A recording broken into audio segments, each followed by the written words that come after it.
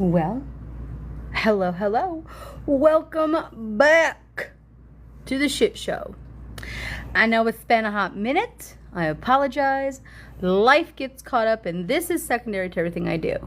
So, if you're just joining us, I read Project 2025 out loud here on TikTok, and then later on, I upload it to my YouTube. I'm also reading live over on Twitter Spaces, X, whatever you want to call it. I will forever call it Twitter.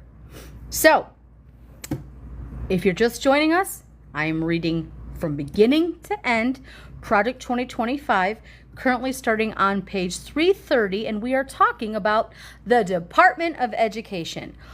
So we know tomorrow is the debate, right? We are super aware that the debate is tomorrow, and it's going to be, I think, magical. See, a lot of people are talking about like, the mainstream media is gonna, what are they gonna do?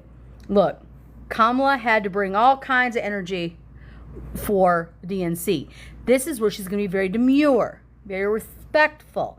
And I hope he says something that pisses her off and she's like, that's fucking one. Like, that's exactly what I hope happens. But she's going to be very well read, very thoughtful, and he's just going to attack her from beginning to end. So just realize that. Oh, thank you for the heart, Eddie. I appreciate it. Thank you for the rose, Miguel. I appreciate you guys. If you're just joining us here, I read Project 2025 live. I've been trying to do it as many days as possible. Life gets in the way. This is secondary, and we are talking about the Department of Education. Everybody will come into my comments. Trump has already said Project 2025 is not his, yet literal talking points. I will make a video about it later. All weekend long, this stupid son of a bitch is like, you go to school and then you come back trans because apparently they're performing operations now in schools and not telling parents and shit that's like literally never happened. And when he was told, sir, that's not correct, he doubled down and says it again. He has the fucking education of a 5th grader max. Period. So when they say Trump's already disavowed Project 2025. No, he can say whatever he wants because every single talking point he has comes right back to where? Project 2025.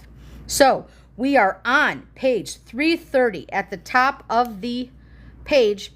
The second paragraph is where we left off. So when we're talking about the Department of Education, these are things that they wanted to do. They want to dismantle. They want to take apart the Department of Education. So if you miss me reading this here, again, I will upload this live. You can follow the link in my little biolage up there and it will tell you. And I read, if you go to my YouTube page, it'll tell you what date I read and what pages were included in that. So without further ado, because this, the more you read, the worse it just gets. They're going to talk about gender identity. They're going to talk about DEI, critical race theory. They're going to talk about climate change. They're going to talk about abortion and how all of these are all tied to education. And it's really about just getting smaller government, breaking it down for more control. So let's start right there. Office for Civil Rights. The OCR should move to the Department of Justice. The federal government has an essential responsibility to enforce civil rights protections, but Washington should do that through the Department of Justice and federal courts. The OCR and DOJ should be able to enforce through litigation. Additional bureaus and offices. For those attorneys, accountants, experts, and specialists in the department for the remaining offices subject to closure, whose positions might nevertheless be a key component of serving the mission, positions that might include the Office of the Secretary/Deputy Secretary, Office of the Undersecretary, Office of the General Counsel, Office of the Inspector General, Office of Finance and Operations, Office of Chief Information Officer, Office of Communications and Outreach, and Office of the Legislative and Congressional Affairs, the opportunity to join other agencies based on their expertise and the needs of other agencies should be made available. For example, the OGC, higher education lawyers, would join the newly independent Federal Student Aid Office or the Department of Labor, and the OGC civil rights attorneys would join the DOJ. These positions must be first determined to serve a conditioned and continued mission needed prior to being transferred. Wow. So again, attorneys, accountants, experts, and specialists in the department's remaining offices subject to closure and whose positions are indispensable to serving the mission should have the opportunity to join other agencies. Current laws relating to the Department of Education that require repeal. In order to fully wind down, see, apparently they just already given up on the Department of Education. In order to fully wind down the Department of Education, Congress must pass and the President must sign into law a Department of Education Reorganization Act or Liquidating Authority Act. Wow, right there, page 330. So not only do they want to get rid of it, they want to reorganize it and liquidate it to the direct executive branch on how to devolve the agency as a standalone cabinet-level department. Congress should pass, the next president should sign the Department of Education Reorganization Act. Wow. No. Following along, we are now on the top of page 331. Current regulations promulgated by the relevant agency that should be rolled back or eliminated. While the administration works to distribute department programs across the federal government, it will need to thoroughly review any education-related regulations promulgated with the Biden administration. There are 5 primary regulatory targets as of December 2022 that require the next administration's attention. Regulations on charter school grant programs. Number 2, civil rights data collection. Number 3, student assistance general provisions federal Perkins loan program and William D. Ford federal direct loan program final regulation. Number 4, non-discrimination on the basis of sex education programs or activities receiving federal financial assistance, Title IX. And 5, assistance to the states for the education of children with disabilities, preschool grants for children with disabilities, equity, and IDEA. The next administration should also review regulatory changes to the school meals program under the Department of Agriculture and changes to the income-driven student loan program. They just don't give two shits about kids. You just roll them in, just all into one, right? The next school program. And changes to the income student loan program, additional Biden administration regulations on 1, gainful employment, administrative capability, and financial responsibility for institutions that participate in federal student loans and grant programs. Title VI, which is number 2, accreditation of post-secondary institutions, and female athletics are expected to be released in 2023. Thoroughly review the many education-related regulations promulgated by the Biden administration, as well as school meal programs and the income-driven student loan program. So, they want to get rid of most student meal programs. Awesome. Charter school grant programs.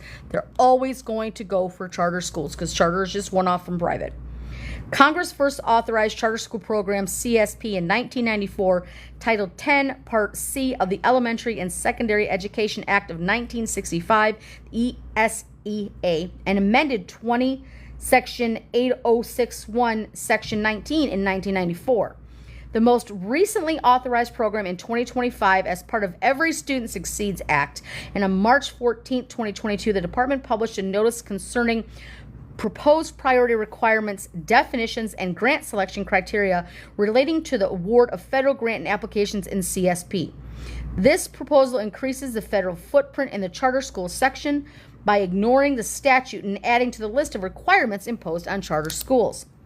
So, the new administration should take steps to immediately rescind the new requirements and lessen the federal restrictions on charter schools. So, if we're keeping tabs so far, they want to pass with the president and should sign the Department of Education Reorganization Act. They want to thoroughly review the many educator-related regulations promulgated by the Biden administration, as well as school meal programs and the income-driven student loan program.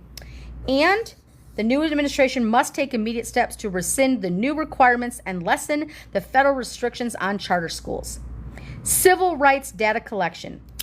On December 13th, 2021, OCR published a notice concerning proposed revisions to the OCR Mandatory Civil Rights Data Collection, CRDC, in which it proposed to create and collect data on new non-binary sex category, in addition to the current male and female sex categories, and to retire data collection that indicates the number 1 of high school level interscholastic athletic sports in which only male and female students can participate, 2 high school level athletic teams in which only male or female students participate, and 3 participants on high school level interscholastic athletic sports teams in which only male or female students participate.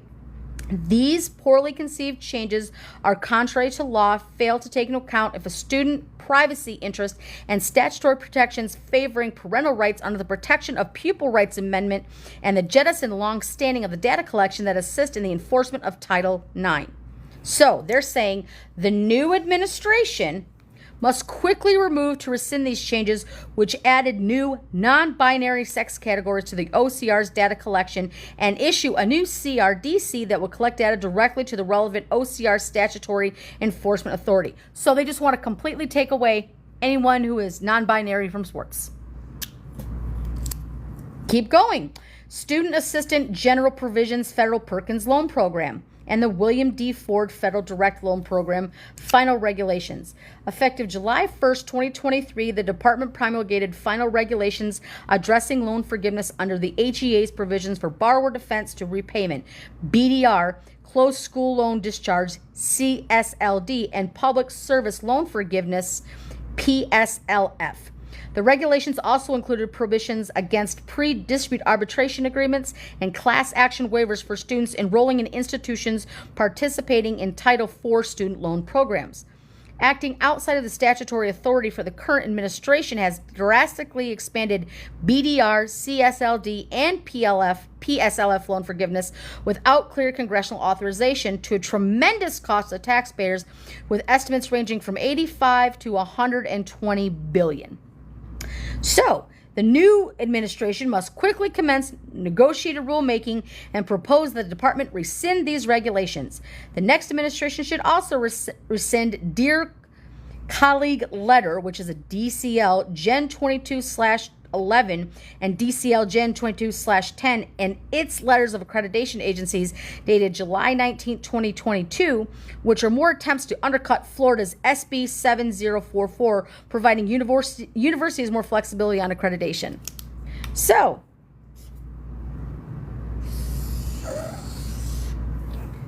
they don't think that you should ever have loan forgiveness based on anything. So, so now they want to take out non-binary from Title IX. You have the renegotiated rulemaking process to rescind any regulations that were behind how money is borrowed or loaned or forgiven.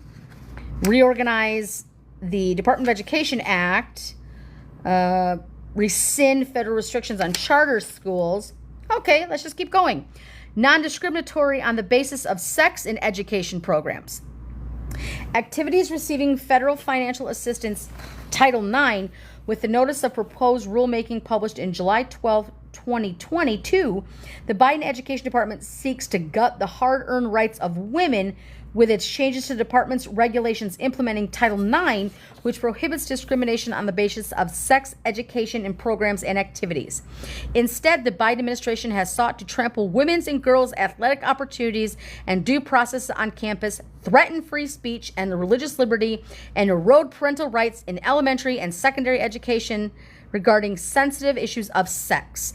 The new administration should take the following steps. So now they're talking about trans women, trans men in sports and how they should not. Because I don't know about you, but the number of trans athletes is so fucking marginal that to even have to make up laws about it just seems ridiculous. It just seems asinine. But if that's what the law states, because that's what little Jesus told them to do. Okay, so this is what they suggest. Work with Congress. Let me see. They want to Work with Congress to use the earliest available legislative vehicle to prohibit the department from using any appropriations or from otherwise enforcing any final regulations under Title IX promulgated by the department during the prior administration. Commence a new agency rulemaking process to rescind the current administration's Title IX regulations, restore Title IX regulations promulgated by the then Secretary Betsy DeVos, fuck Betsy DeVos, on May 19th, 2020, and define sex under Title IX as to mean only the biological sex recognized at birth. You just didn't even do that for the fucking Olympics. If you have both male and female genitalia, or you have breast tissue, or you have undescended gonads, or you have balls and a vagina, like, I don't understand. Why are you so pissed off that a handful of athletes want to participate in sports? So my question is, okay, well, I have female parts and I have male parts and I identify as a female, so I'm not allowed to participate? Like, okay. Work with Congress to amend Title IX to include due process requirements, define sex under Title IX to mean only biological sex is recognized at birth, and strengthen protections for faith-based educational institutions, programs, and activities. Control, control, control through religion.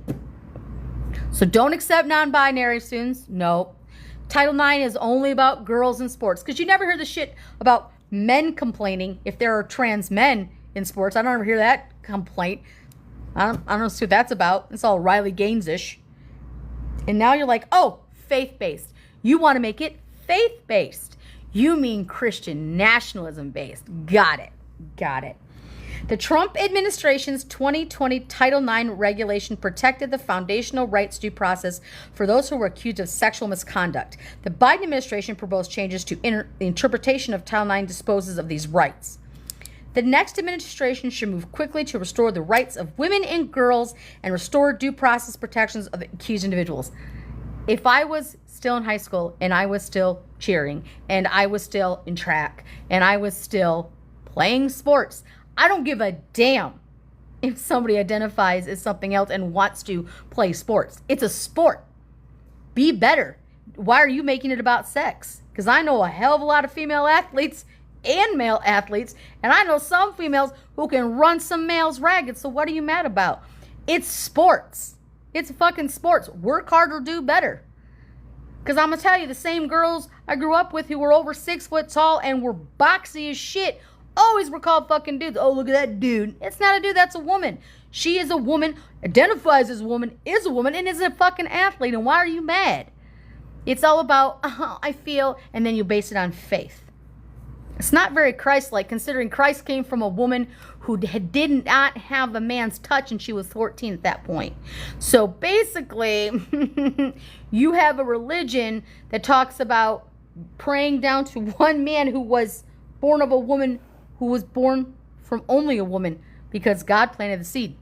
So abstain from sex, and a woman who had a baby didn't have sex? Like, we'll see. At the same time, there is no scientific or legal basis for redefining sex to sexual orientation and gender identity in Title IX. Such a change misrepresents the U.S. Supreme Court's opinion in Bostock, threatens the American system of federalism, removes important due process protections for students in higher education, and puts girls and women in danger of physical harm. Facilitating social gender transition without parental consent increases the likelihood that the child will seek hormone treatments such as puberty blockers, which are experimental medical interventions. Research has demonstrated positive effects has not demonstrated positive effects and long-term outcomes of these treatments, and the unintended side effects are still not fully understood. So if they're not fully understood, why do you get to define it as a government? If anyone who is female to male and anywhere along that spectrum, or doesn't identify with either or identifies as both, why do you have a problem with this? We all start as the X chromosome, and then it gets switched to stay XX or XY or XXXY or you don't understand. I don't understand why they put such a huge burden on something that is that tiny. Oh, thank you for the gift. I appreciate you. For the heart puff. I appreciate you. Guys, I do see your gifts. I apologize. I just am reading, just trying to get through this, because as much as I would love to sit here and read forever, this just gets so overwhelming and annoying half the time, because it's like, it's the same shit over and over and over again, but they're just infiltrating it into every single department that we have. The next administration should abandon this change of redefining sex to mean sexual orientation and gender identity in Title IX immediately across all departments. On its first day in office, who keeps saying that shit? On its first day in office, the next administration should signal its intent to enter the rulemaking process to restore the Trump administration's Title IX regulations, with the additional insistence that sex is properly understood as a fixed biological fact. Official notice and comment should be posted immediately. At the same time, the political appointees of the Office of the Civil Rights should begin a full review of all Title IX investigations that were conducted under the understanding that sex referred to gender and identity and or sexual orientation. All ongoing investigations should be dropped, and the school districts affected should be given notice that they are free to drop any policy changes pursued under pressure from the Biden administration. The OCR Assistant Secretary should prepare a report of the OCR's actions for the new Secretary of Education, who should, by speech or letter, publicize the nature of the overreach engaged in this by their predecessor. The Secretary should make it clear that FERPA allows parents full access to their child's educational records, so any practice of paperwork obfuscation from this violates any federal law. We're on the bottom of page 334. If you are following along, Project 2025, we are talking in the Department of Education. Title VI, School Discipline and Disparate Impact. Assuring a... this one's going to... So we're talking about safety in schools. Let's see how well this goes. Assuring a safe and orderly school environment should be a primary consideration for school leaders and district administrators. Exactly. But what keeps happening on campuses? Exactly.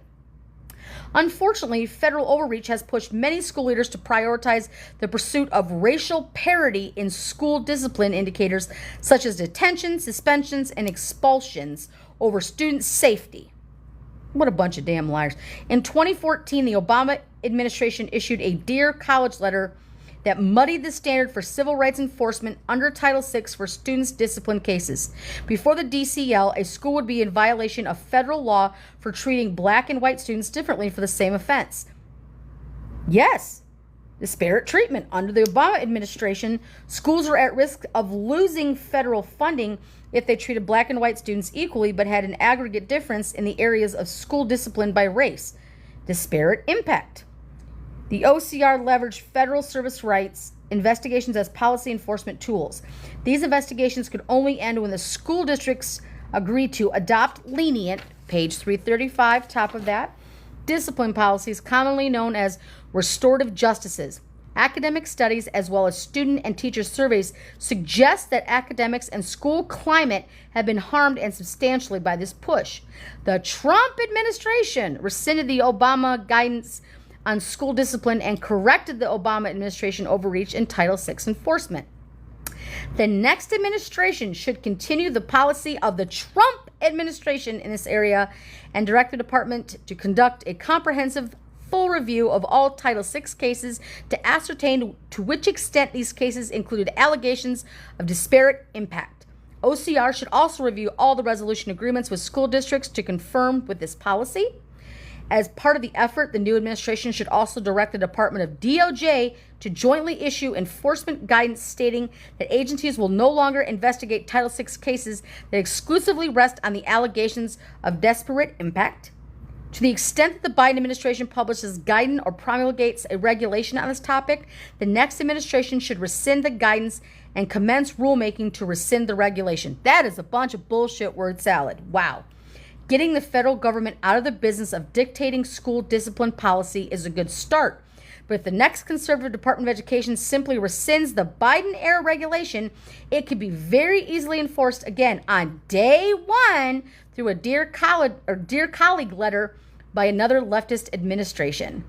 In addition to rescinding the policy and any related guidance, the next secretary should work with the next attorney general on the regulation that would clarify current regulations to state that the Title VI of the Civil Rights Act does not include disparate impact standards. As a law professor, Gail Heriot noted, the allegation existence of a disparate impact standard under Title VI makes everything presumed illegal unless given special dispensation by the federal government. Although it would require political capital from the White House, given that the mainstream news outlets are sure to frame it as an attack, top of page 336, on civil rights, the next conservative administration should take sweeping action to assure the purpose of the Civil Rights Act is not inverted through a disparate impact standard to provide pretext for theoretical endless federal meddling. Assistance to the states for education children with disabilities. Oh, this is going to be my part, isn't it? Preschool grants for children with disabilities, equity and IDEA.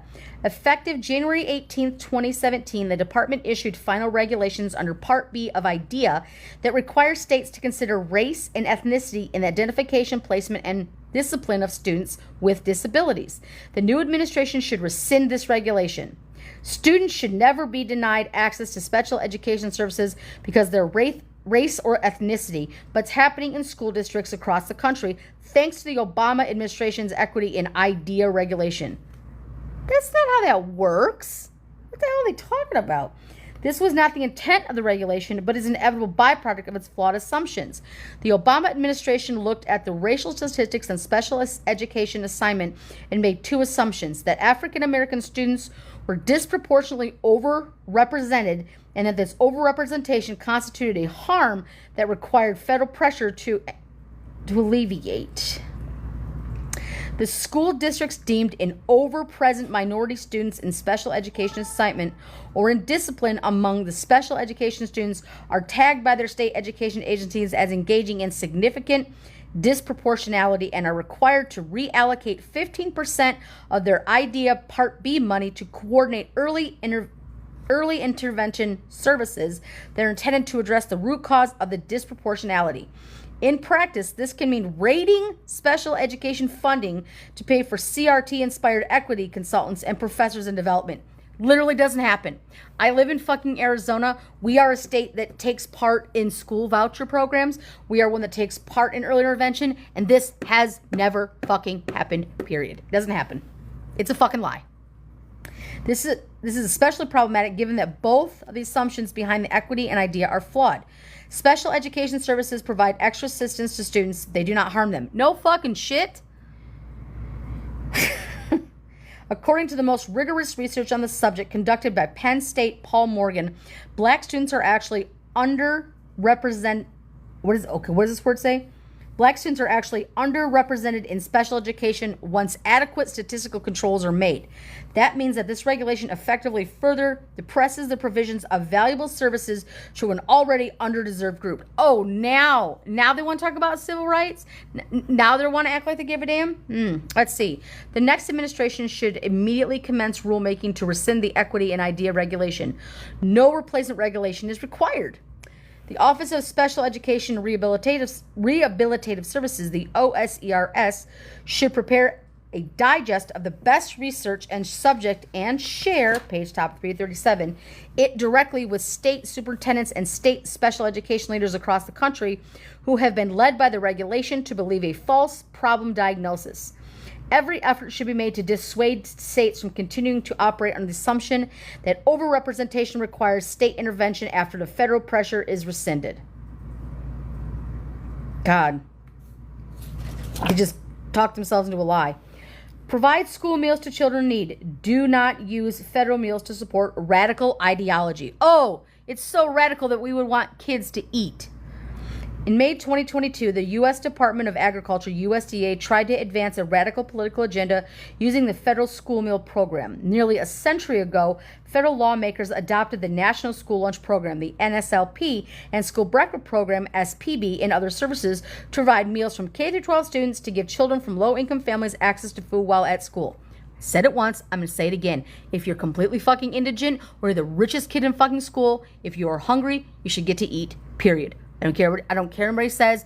School lunches need to be free because children cannot work for themselves. I don't care how much you make. I don't care how much you don't have. Food at school should be free. Breakfast should be free. Lunch should be free. There should be options available for the weekend. There are people who are single parents. There are people who are newly divorced parents, widowed parents. There are people who will never want to get married. There are people who fall into hard situations. There are people who have come-ups, but it doesn't matter. It does not distract and should never distract from the fact that if you are a child in school, no matter what school you attend, you should always be able to have school lunch and school breakfast, and there should always be alternatives if there are additional resources that do need to be had. I just can't understand why they'd be like, oh, well, only this portion should have it. No, all kids should have it. All kids should have access to food when they are in school, because just like adults, when adults are angry, they can't think when they're hangry. They're just like, I can't. And picture now doing it with a kid and not understanding and then being told to sit here and do this and do that when they're starving is absolutely fucking vile. It's wrong. Since the 1940s, federal lawmakers have greatly expanded these meal programs, creating an entitlement for all students, regardless of family level incomes, and have turned meal programs into some of the most wasteful federal programs in Washington. Food is not an entitlement when you are a child in school trying to learn, so they can fuck all the way off with this. Now the USDA is threatening to withhold federal taxpayer spending for these meals from schools that do not implement Title IX of the Education Amendments of 1972 so that the term sex is replaced with sexual orientation and gender ideology. The next administration should prohibit the USDA or any other federal agency from withholding services from federal or state agencies, including but not limited to K-12 schools that choose to replace sex with SOGI, S-O-G-I, in the agency's administration of Title IX. The administration will have significant support for this policy change among officials and the members of Congress. 22 state attorney generals filed a lawsuit with the USDA's announcement that the agency intended to withhold spending from schools that do not replace with sex with SOGI.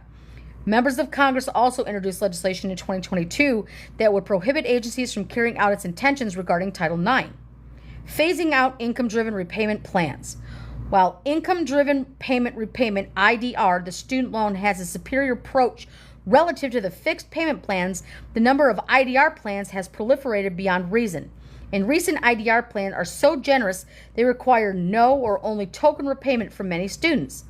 The Secretary should phase out all existing IDR plans by making new loans, including consolidation loans, ineligible, and should implement, top of page 338, a new IDR plan. The new plan should have an income exception equal to the poverty line and require payments of 10% income above the exception. If the new legislation is possible, there should be no loan forgiveness. If not, existing law would require any forgiving or remaining balance after 25 years.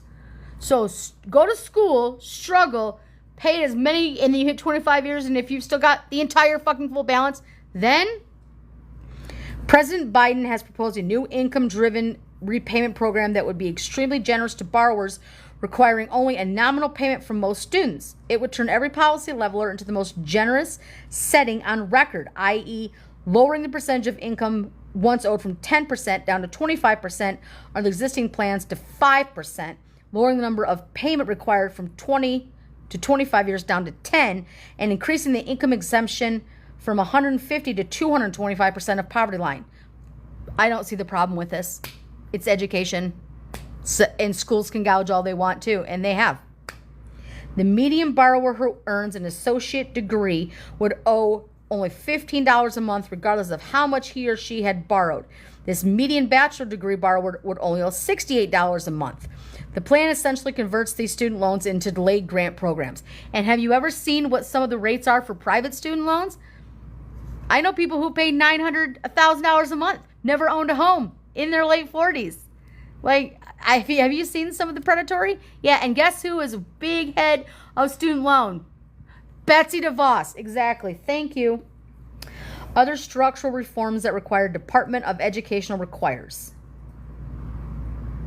Other structural reforms that require the Department of Education requires. It's the dumbest word I've ever seen. Reform the federal education data collection. The National Assessment of Education Progress, the NAEP, and other data collections currently released by race, ethnicity, socioeconomic status, English language proficiency, disability, and sex. However, one of the most important, if not the most important factor influencing a student's educational achievement and the attainment of is family structure. Oh, fuck off. You're trying to... As an educated scholar, Ian Rowe has noted that NAEP already collects data on students' family structure. It doesn't make that data publicly available because it's none of your fucking business. They're going back to the nuclear family. Mom, dad, Jesus, the Lord, God, everything. And I'm going to interpret the Bible how I want to and have as many kids. So you're going to tell me that you're going to sit there and be like, oh, well, we don't really like your family structure. That has nothing fucking to do with it. The Department of Education or whichever agency collects long-term data should make student data available by family structure to the public, including as part of Data Explorer tool. No, it shouldn't. Because family structure could have been the same all the way up until dad beat the hell out of mom, and then now mom was by herself with her 6 kids.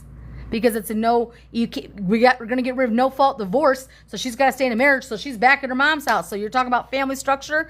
You want people to go back to abusive situations so they can potentially get into higher education and regular education? After discuss about the data collection efforts to be consolidated with the Census Bureau. Data collection efforts in higher education should also be improved by housing higher education data at the Department of Labor. See? They tie education into labor. They want you to have more kids because they need a workforce.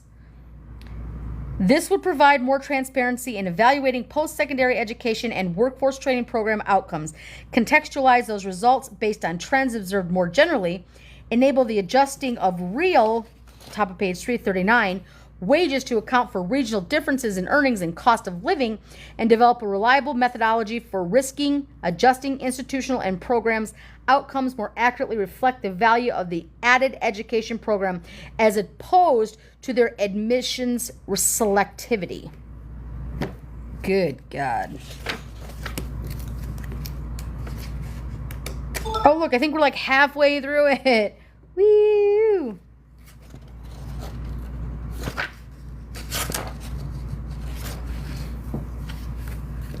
Start back here. To start it on page 330. We're on page 339. We started on page 330. Okay, let's see what this says. Currently, the Department of Education relies on graduation rates and average earnings as proxies for educational equality and quality. Both of these outcomes, however, are highly dependent on a student's socioeconomic background, sex, family status, and other factors.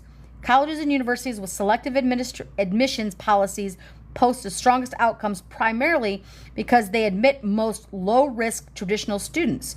Open enrollment in tuition posts the weakest outcomes, largely because life is challenging and complicated for low-income and non-traditional students who may be forced to drop out when a work schedule changes, a child needs more attention, or an unexpected repair or medical bill continues to be impossible. No fucking shit, genius. Oh, thank you for the hearts, Laura. Appreciate you. Such confounding factors make it difficult to isolate the impact of educational quality versus socioeconomic factors on student outcomes. The Department of Health and Human Services faced similarly challenges in trying to evaluate healthcare outcomes since social determinants of health results in worse health outcomes among those who are socioeconomically disadvantaged, have low educational attainment levels, have struggled with addiction, or have poor diet habits and exercise. Fuck. Without the risk adjustments of the outcomes, hospitals treating wealthy patients will always appear to be delivering good care, and hospitals treating low-income patients will appear to be delivering poor care. Yeah, exactly. Exactly. Without the risk adjustments. So higher education outcomes data should similarly risk adjust to more carefully isolate the impact of educational quality versus socioeconomic status and other factors of college outcomes. You're trying to tell me that a shitty hospital versus a good hospital is the same as being like, you know what? We know that they may be more disenfranchised, but you can't say that it's bad. It's worse. Halo, how are you? Cheer for me. Thank you, girl. Appreciate you. Bottom of page 339. Reform the negotiated rulemaking process at ED. The Department of Education. Oh, sorry. some, I don't know, it was a text that came through. I apologize. Reform the negotiated rulemaking process at ED. The U.S. Department of Education is required by statute to engage in negotiated rulemaking prior to promulgating new regulations under Subchapter 1 of the Elementary and Secondary Education Act, as well as Subchapter 2, Teacher Quality Enhancements, and 4 of Higher Education of 1964, Student Assistance. The purpose of negotiated rulemaking to engage a committee of stakeholders early in the drafting of proposed regulations is to ensure that the regulation can be implemented as written, to understand any potential unintended consequences, and to seek suggestions from stakeholders on alternative solutions. The goal is for the negotiations to reach consensus, thus smoothing the way to promulgate a new rule. Although it is helpful for the department to receive stakeholder input, the negotiated rulemaking process has become expensive, time-consuming, and undertaking. Consensus is only rarely reached, enabling the department to pursue its own path.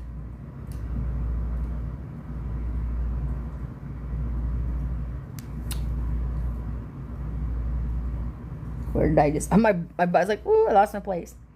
Its own path.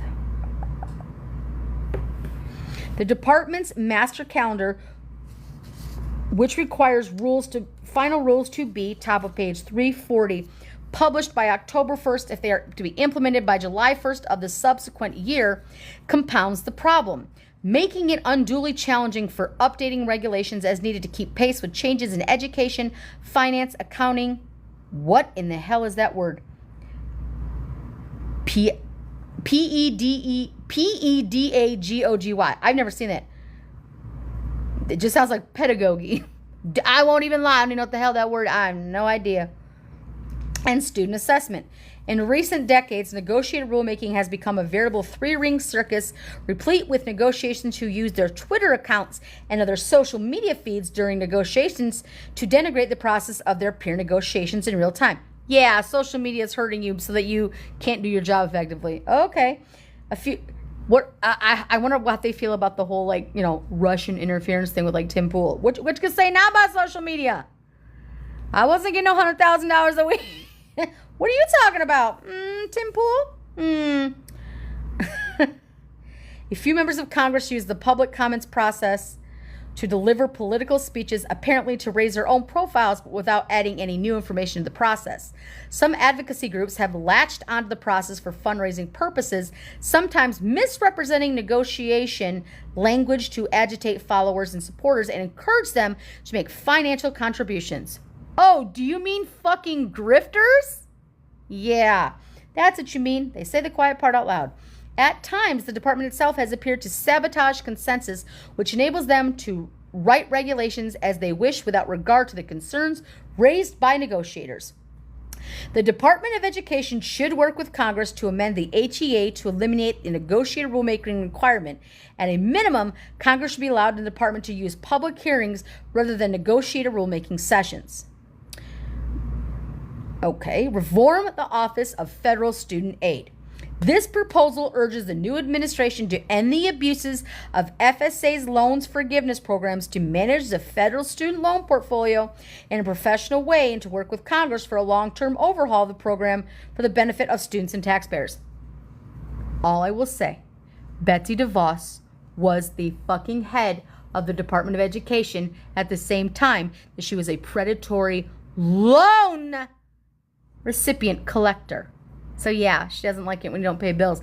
Even though she's never had anything but wealth and privilege her entire life, her children, all of them have never had anything but wealth and privilege. She owned fucking student loan repayment companies. That's a little reach out for me. The new administration must end the prior administration's abuse of the agency's payment pause and HEA loan forgiveness programs, including borrower defense to repayment, closed school discharge, and public service loan forgiveness. Okay, so you want somebody whose school has closed, so there's no accreditation whatsoever, to make sure they make those payments on a degree that they can't use. The fuck are they talking about? The new administration should also take immediate steps to commence the rulemaking process to rescind or substantially modify the prior administration's HEA regulations. The federal government does not have the proper incentives to make sound lending decisions Oh, wow. I'm gonna highlight that. The federal government does not have the proper incentives to make sound lending decisions. Cool story. So the new administration should consider returning to a system which private lenders, backed by government guarantees, would compete to offer student loans, including subsidized and unsubsidized. Halo with the cheers. Thank you for that. We're on the bottom of page 340 of Project 2025. We're talking about the Department of Education. If you're just joining us, we're talking about everything that they want to do to get you to have to repay predatory loans. Because, loan people want their money back and they've charged you an exorbitant rate when you were only 21 years old and just trying to make a fucking living because you graduated high school and were told you had to go to college and then you could never afford anything and you live with your grandparents and all this shit. It's all about money. It's all about greed. Let's see. This would allow for, top of page 341, market prices and signal to influence educational borrowing, introducing consumer-driven accountability into higher education, and Pell Grants should retain their current voucher-like structure. If Congress is unwilling to reform federal student aid, the next administration should consider the following reforms. 1. Switch to fair value accounting from FCRA accounting and consolidate all federal loan programs into one new program that 1. Utilizes income-driven repayment. 2. Includes no interest rate subsidies or loan forgiveness. 3.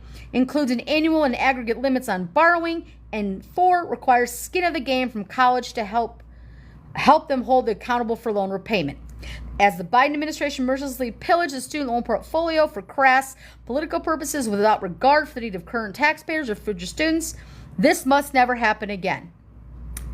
Says you motherfuckers who took PPP loans and never fucking paid them back. So you just talk about all these stupid son of bitches who had PPP loans from jump. Marjorie, Matt Gaetz, they all fucking did. Thank you for the roses, Rhonda. I appreciate you. Think about that. You are telling students who had an education, who did exactly what they were supposed to do, had predatory lending, trying to pay it back, trying to do the right thing, going through school, getting a job, getting an associate's, getting a master's, getting a bachelor's, getting all of that, and say, fuck you, we're going to make you pay all of this. You're like, I can't find a job in my field. Yet, when there's a fucking pandemic, you have leaders of our free fucking world over on every side. I don't believe that they're all on both sides, Democrat and Republican. But it seems like mostly it was Republican GOP MAGA fuckers who absolutely took advantage of the situation, took their PPP loans, and we're never going to pay them back. Don't let motherfuckers like that tell you that you owe you a damn thing. People out here, $100,000, $200,000, $300,000 for staff that didn't even exist, and all you were trying to do was just make a damn living by going to school and trying to get a job. So y'all can fuck off with that shit, trying to make kids and students feel like they're less than, like they have to keep paying forever. Have you seen some of the rates? And again, they want to take it from all these federal programs to private. Look at the difference in interest rates from a private student loan to a federal, like a grant, like a Pell, or grants are an example, because grants are grants. But like, look at what a federal student loan versus a private student loan is. The difference in interest is astounding. As detailed in Section 3, the next administration should work with Congress to spin off federal student aid into new government corporations with professional governance and management. New policy priorities for 2025 and beyond. We are on the bottom of page 341. For nearly 250 years, Congress has incorporated public and private institutions, including banks, the District of Columbia City Government, and other organizations that federal offices deem to be conducting operations in the public interest. Such charters offer a certain status to organizations, often viewed as a seal of approval, according to one Congressional Research Service report, which can help these organizations in their fundraising and other advocacy efforts. The nation's largest teacher union, the NEA, cites its federal charter. It lends the NEA a level of significance to suggest that effectiveness that is not supported by evidence. The NEA doesn't have anything that's supported by evidence? In fact, the NEA and the nation's other large teacher union, the American Federation for Teachers, the AFT, we are on top of page 342 in Project 2025, talking about education, Department of Education, use litigation and other efforts to block school choice for advocate for additional taxpayer spending in education. They also lobbied to keep schools closed during the pandemic. All these policies run contrary to robust research evidence showing positive outcomes for students from education choice policies. There is no conclusive evidence that more taxpayer spending on schools improves student outcomes. Then why do you need to change policy if that's the case? That doesn't even make sense. Read it again. All of these policies run contrary to robust research evidence showing positive outcomes for students from education of choice policies. There is no conclusive evidence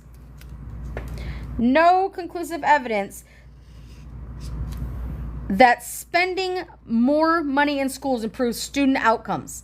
And evidence finds that keeping schools closed and in-person learning resulted in negative and emotional academic outcomes for students. Furthermore, the union promotes radical racial and gender ideologies in schools that parents oppose, according to national representation surveys. They're so full of shit. Okay, so if you are saying that more taxpayer money is not needed for better outcomes, then why have it at all? Congress should rescind the National Education Association's congressional charter and remove the false impression that federal taxpayers support the political activities of special interest groups. Yeah, I'm going to guarantee you some teachers are going to have some words to say about that. This move would not be unprecedented. Yes, it would, as Congress has rescinded the federal charters of other organizations over the past century. The NEA is demonstrably radical special interest group that overwhelmingly supports left-of-center policies and policymakers. Oh, do you mean like civil rights and like disabilities? Because all they're going to talk about again, Christian, non-Christian, abortion, not abortion, gender equality, only two sexes, climate change, DEI, critical race theory. That's all that they have. And they'll just keep saying, well, it's affecting, who is it affecting? Who's it affecting? Members should conduct hearings to determine how much federal taxpayer money the NEA has used for radical causes favoring single political parties. This move would not be unprecedented, like they said. Parental rights in education and safeguarding students. Federal officials should protect educators and students in the jurisdictions under federal control from racial discrimination by reinforcing the Civil Rights Act of 1964 and prohibiting compelled speech. Specifically, no teacher or student in Washington, D.C., public schools, Bureau of Indian Education schools, or Department of Defense schools should be compelled to believe, profess, or adhere to any idea, but especially ideas that violate state and federal civil rights laws. Now you care about kids' civil rights? But its very design, critical race theory, has an applied dimension of its founders state in their essay that defines the theory. This is so fucking backwards, and they have it so wrong, and they know it. But again, it's not about what you say, it's just that you keep saying it, and you keep saying it, and you keep saying it, and you keep saying it, and you keep saying it. Those who subscribe to the theory believe that racism, in this case treating individuals differently based on race, is appropriate, necessary even, making the theory more than merely an analytical tool to describe race in public and private life. So a bunch of white boys' feelings got hurt because I got called out on shit because history is history and I'm not going to whitewash it for you. The fuck? This is all about banned books. Systemically, we are a racist society. I'm sorry, if you have my color skin, like super pale, you weren't here first. Indigenous Native American people were. And then we came over a lot of, well, my family, I believe, part of my family were indentured servants. So, but there was even privilege into that. People think about, oh, well, slavery. There were other people from other cultures that were slaves. No, if you were an indentured servant, you paid off your debt through indentured servitude, and then you got to go free. That was not the case for black slaves in the South. I'm sorry, you can't compare the two. You can't compare the two. Indentured servitude, here, I pay my due with my debt as I've crossed over, I've worked for you, now I can own my own land, as opposed to people who were forcibly taken. And then generations were still in... That's not the same. We are systemically racist. It's proven every time. That's why they have these checks and balances. And by the way, critical race theory is not in fucking high schools. It's not in fucking colleges. You're talking about history. I'm sorry that white boys feel sad when facts get spewed in their fucking faces and they don't like it. I don't give a shit. But here they're like, just end the Department of Education. It'll be totally fine.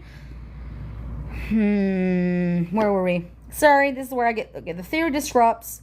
This theory disrupts America's founding ideals of freedom and opportunity. Explain to me, if you were born a slave in America, into a family that was already a slave, what was your equal opportunity at that point? What was the equal opportunity? Was it to work the crops or work the crops? Stop acting like white people and black people had any kind of equality during this time. Stop whitewashing history. There's a reason that we teach history. There's a reason that these things are in place. Civil rights are in place, because everyone should get to go to school. Not just white kids in the 60s who get mad and slur all the way around. We're just revamping the shit happening again. Did you not see yesterday there was wherever there was a one fucking rally he had this weekend, some guy was there in a fucking KKK hood. Bitch, people were like, I'd have gotten beat his ass. Nah, I'd have thrown paint on him. Because for days there would be rainbow fucking glitter all over his ass. And when he got asked why he did that, it's because he wore a fucking hood at a rally. You don't see people at Kamala Harris rallies wearing hoods because we're not racist pieces of shit. Get with it. Bottom of page 342. Founding ideals and freedoms. So when critical race theory is used as part of school activities such as mandatory affinity groups, teacher training programs in which educators are required to confess their privilege. Bottom of page 342, going to top of page 343. The school assignments in which students must defend the false idea that America is systemically racist. It's not a false idea. It's a fucking fact. Fact. You're saying false. You're meaning we're fact. The theory is actively disrupting the values and holds communities together in such equality under the law and colorblindness. I hate that word. I don't see color. The fuck you don't. I have that one black friend. If you have to say you have that one black friend, no, you don't. You have a friend. But this whole that we're not, it's stupid. So here's what they're saying. As such, lawmakers should design legislation that prevents the theory from spreading discrimination. It's not a theory. It's been proven over and over again. For K-12 systems under the jurisdiction, federal lawmakers should adopt proposals that say no individual should receive punishment or benefits based off the color of their skin. Furthermore, school officials should not require students or teachers to believe that individuals are guilty or responsible for the actions of others based on race or ethnicity. If you feel guilty when you're being taught history, it might open discussions that say, I want to make sure that this is history and it stays history, but that it's a true history. I'm sorry if white boy feelings get fucking hurt. Little Christian nationalists, white boy feelings get hurt because there's the truth. Either you want them educated or you don't. Thank you for the roses, Rhonda. I appreciate you. It's absolutely ridiculous to not act like white men have not had the upper hand in this fucking country for damn near 300-400 years. And now that we're like, no, we're not, I'm not, no. And we're about to have our first African-American female Indian president. Now what? I can't wait to see how many more people are going to be offended. Educators should not be forced to discuss contemporary political issues, but neither should they refrain from discussing certain subjects in an attempt to protect students from ideas which they disagree. Should be correct. That should be highlighted everywhere. Educators should not be forced to discuss contemporary political issues. No one's forcing them. They're talking about them. But neither should they refrain from discussing certain subjects in an attempt to protect their students from ideas with which they disagree. School is the absolute time to discuss who you are as a person, how to learn, how to grow, how to immerse. It's a time for learning because your frontal lobe closes when you're like 22, 23. The one that makes decisions and rational thinking and whatnot. So having teachers who are willing to be like, yeah, this is what really happened. And if your feelings are hurt, maybe you should talk about them because that's what really happened. Anyway, back to here. Where were we? Again, specifically for K-12 systems under federal authority, Congress and the next administration should support existing state and federal civil rights and add such laws prohibition on compelled speech. Okay, where are we here? Okay, we are bottom of page 343.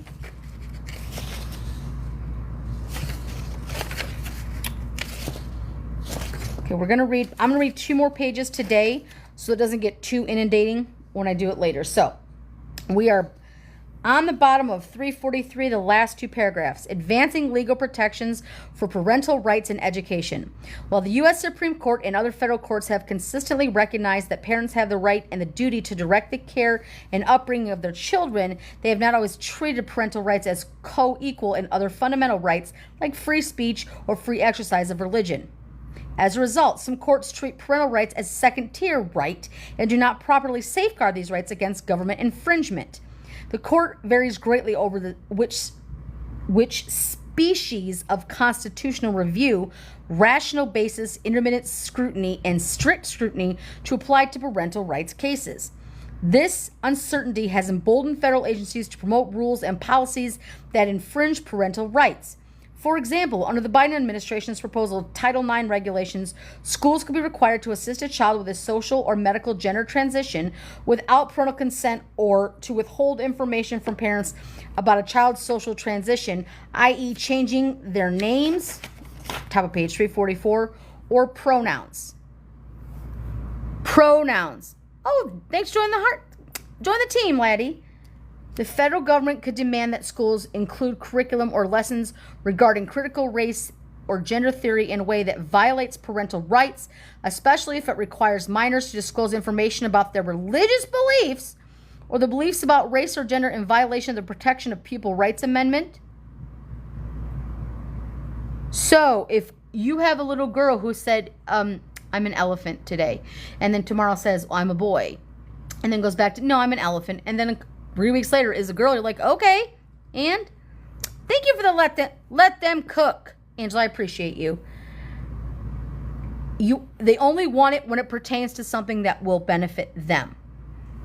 Disclose information about their religious beliefs. Oh, we don't have to disclose shit. You come to school with a fucking MAGA shirt on and reading your Bibles and shit and said, my daddy said this. No one's asking you to.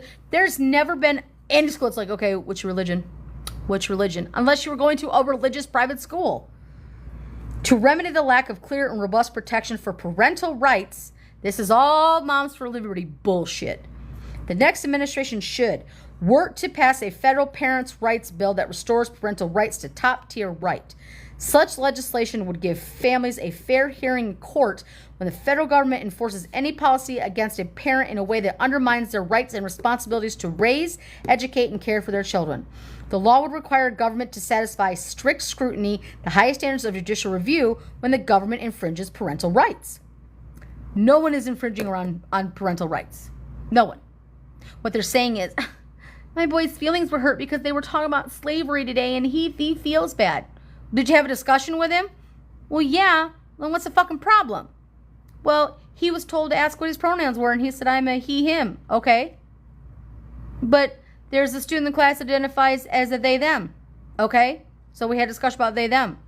How dare you talk about what other children are going through, what your other classmates have?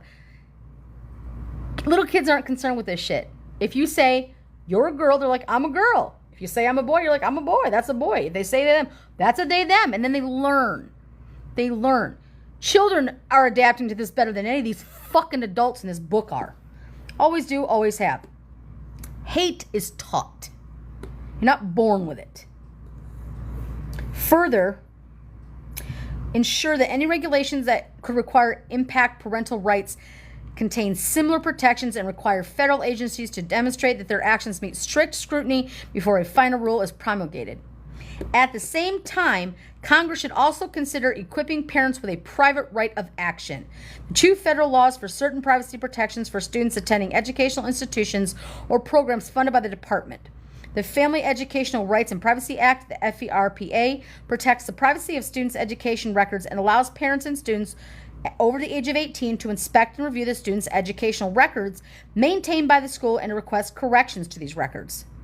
FERPA also authorizes a number of exceptions to this record privacy protection that allows a school to disclose the student's education records without the consent or the knowledge of the parent or student. The Pupil Protection of Pupil Rights Amendment, the PPRA, requires schools to obtain parental consent before asking questions, including surveys about political affiliations or beliefs, mental or psychological issues, sexual behaviors or attitudes, critical appraisals of family members, illegal or self-incriminating behavior, religious practices or beliefs, privileged relationships, as with doctors and clergy, and family income, unless for program eligibility. The difficulty for parents is that FERPA and PPRA do not authorize a private right of action.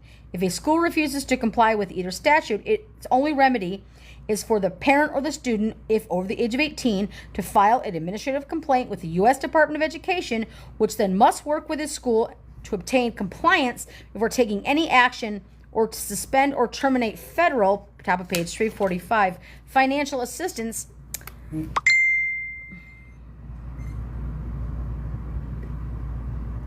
That was my child's school, so I will read this last page and then I will go. It's nothing super important. Financial assistance. Investigations could take months, if not years. The department has never suspended or terminated the funding for an educational institution or agency involving FERPA or PPRA. In essence, Congress has granted parents and students important statutory rights without an effective remedy to assert those rights. The next administration should work with Congress to amend FERPA and PPRA to provide parents and students over the age of 18 with years for the right of action to seek injunctive and declaratory relief, together with attorneys' fees and costs to prevailing party against educational institutions and agencies that violates the enshrines in these statutes. This will empower parents and students, level the playing field between the families and the educational bureaucracies, and encourage institutional compliance within these statutory requirements. That's such probably a ridiculously small amount. Like, I don't even protect parental rights in policy. In addition to strengthening legal protections for parents, the next administration should prioritize legislation advancing such rights. Promising ideas have appeared in bills introduced in the 117th Congress, such as H.R. 8767, the Empowering Parents Act, sponsored by Bob Good. Nope, absolutely not. H.R. 6056, the Parents' Rights Bill Act, sponsored by Representative Julia Letlow, Representative of Louisiana, and H.R. Res 99, proposing the amendment to have the Constitution relating to parental rights, sponsored by Lesko. We said that to Lesko here in Arizona. These congressional actions should be carefully reviewed to make sure they are complete and complement the standards parents' rights bills of those passed in Georgia in 2022, Florida in 21, Montana in 21, Wyoming in 2017, Idaho in 2015, Oklahoma in 2014, Virginia in 2013, and Arizona 2010. As documented by writers as such Abigail Shrier and other American Society of Plastic Surgeons documented a fourfold increase in the number of biological girls seeking gender surgery between 2016 and 2017. Larger increases were found in the UK. Okay, so not here. UK from 2019 to 2017 and 2017 to 2018. The statistics and other point social contagion in which minor children, especially girls, are attempting to make life-altering decisions using puberty blockers and other hormone treatments and even surgeries to remove or alter vital body parts. Heritage Foundation research finds providing easier access to such treatments, top of page 346, surgeries without parental involvement does not reduce suicidal rates in these young people and may even increase them. So, the next administration should take particular note of how radical gender ideology is at having a devastating effect on school-aged children today, especially young girls. Yep, we're going to stop right there. Stop right there for today. And when we start up, I'm going to try to start again tomorrow. It's page 346. I know tomorrow was the debate. 346 goes to